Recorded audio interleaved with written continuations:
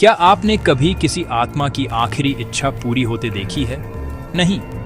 तो जो आप सुनने वाले हैं वो आपके रोंगटे खड़े कर सकता है। ये एक सच्ची कहानी है राजस्थान के एक छोटे से गांव भैरों का बांस की। उस गांव के किनारे एक टूटी हुई हवेली है, ठाकुर हवेली, जिसे एक पुराना पीपल का पेड़ गार्ड करता है। 15 सालों से कोई भी उसके पास जाने की हिम्मत नहीं करता था। लोग कहते थे हर रात अंदर से एक लड़की के रोने की आवाज आती थी। कभी कभी वो खिड़की से झांकती थी, कभी कभी वो बरामदे में घूमती हुई दिखती थी। लेकिन फिर गांव में एक नए टीचर आए, राघव त्रिपाठी। वो भूत प्रेत की कहानियों में विश्वास नहीं करते थे। जब उन्हें रहने के लिए जगह चाहिए थी तो उन्होंने सबसे सस्ती, सबसे खाली जगह चुनी, वो भूतिया हवेली। गांव वालों ने उन्हें चेतावनी दी, मास्टर जी वो जगह शापित है।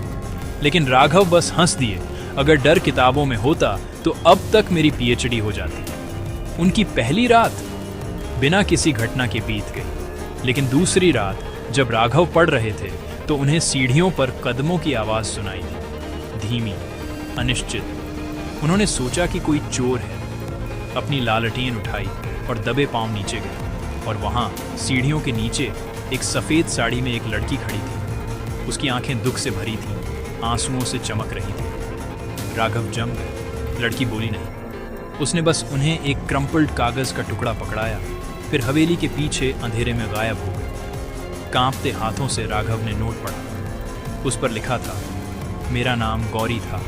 मेरे अपने परिवार ने मुझे जिंदा जला दिया क्योंकि मैं ठाकुर के बेटे से प्यार करती थी। मेरी बस एक ही इच्छा है, मुझे ठीक से फेयरवेल दो ताकि मेरी आत्मा को शांति मिल सके।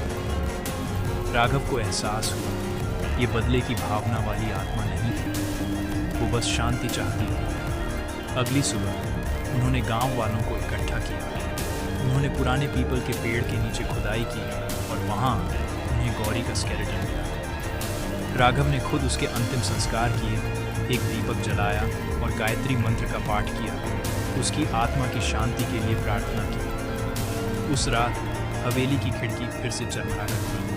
गौरी दिखाई। इस बार वो मुस्कुरा रही थी। धीरे धीरे वो रात के आसमान में फेडिंग हो गई। उसकी आत्मा को आखिरकार शांति मिल गई। तब से ठाकुर हवेली में कोई परछाई नहीं दिखाई। वे कहते हैं एक आत्मा कभी नहीं ठहरती अगर आप उसे रिस्पेक्ट और शांति दें। राघव बहुत पहले ही गांव छोड़ चुके हैं, लेकिन लोग आज भी कहते हैं अगर आप कभी किसी की आखिरी इच्छा पूरी करते हैं तो आप शायद एक आत्मा को आजाद कर सकते हैं।